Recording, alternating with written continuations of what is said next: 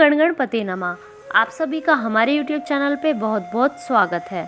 आज मैं आप सभी को गणेश जी के जन्म की कुछ रोचक और पौराणिक कथा सुनाती हूँ। वराह पुराण के मुताबिक भगवान शिव ने गणेश जी को पंच तत्वों से बनाया है। जब भगवान शिव गणेश जी को बना रहे थे तो उन्होंने विशिष्ट और अत्यंत रूपवान रूप पाया। इसके बाद यह खबर देवताओं को मिली। देवताओं को जब गणेश के रूप और विशिष्टता के बारे में पता लगा तो उन्हें डर सताने लगा कि कहीं ये सबके आकर्षण का केंद्र ना बन जाए।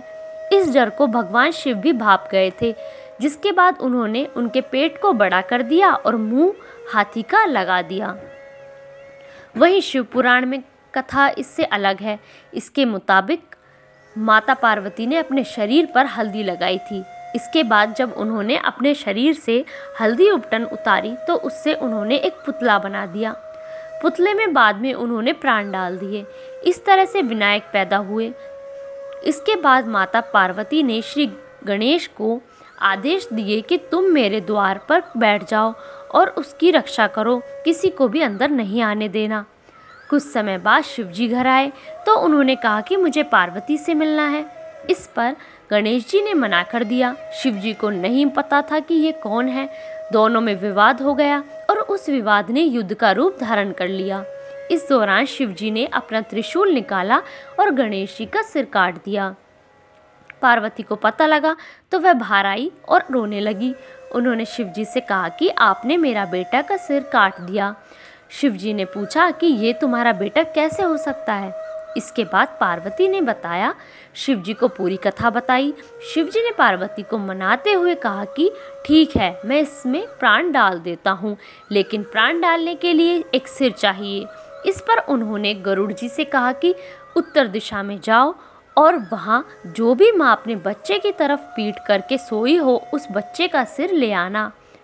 गरुड़ जी भटकते रहे पर उन्हें ऐसी कोई माँ नहीं मिली, क्योंकि हर माँ अपने बच्चे की तरफ मुंह करके सोती है।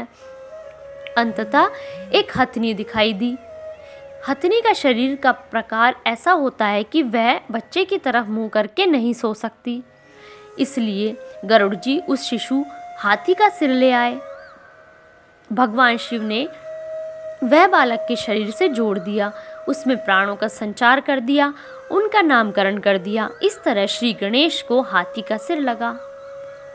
श्री गणेश चालीसा में वर्णित है कि माता पार्वती ने पुत्र प्राप्ति के लिए कठोर तप किया। इस तप से प्रसन्न होकर स्वयं श्री गणेश ब्राह्मण का रूप धरकर पहुँचे और उन्हें यह वरदान दिया कि माँ आपको बिना गर्भ धारण किए ही दिव्य और बुद्धिमान पुत्र की प्राप्ति होगी। ऐसा कहकर वे अंतर्ध्यान हो गए और पालने में बालक के रूप में आ गए। चारों लोक में हर्ष छा गया। भगवान शिव और पार्वती ने विशाल उत्सव रखा। हर तरफ से देवी देवता, सुर, गंधर्व, ऋषि, मुनि देखने आने लगे। शनि महाराज भी देखने आए। माता पार्वती ने उनसे बालक को चलकर देखने और आशीष का आग्रह किया। शनि महाराज अपनी दृष्टि की वजह से बच्चे को देखने से बच रहे थे। माता पार्वती को बुरा लगा। उन्होंने शनिदेव को उल्हाना दिया कि आपको यह उत्सव नहीं भाया, बालक का आगमन भी पसंद नहीं आया। शनिदेव संकुचाकर बालक को देखने पहुँचे, लेकिन जैसे ही शनि की किंचित सी दृष्टि बालक पर पड़ी, बालक का सिर आकाश में उड़ गया। उत्सव का माहौल मातम में परिवर्तित हो गया। माता पार्वती विकल हो गई। चारों तरफ हाहाकार मच गया।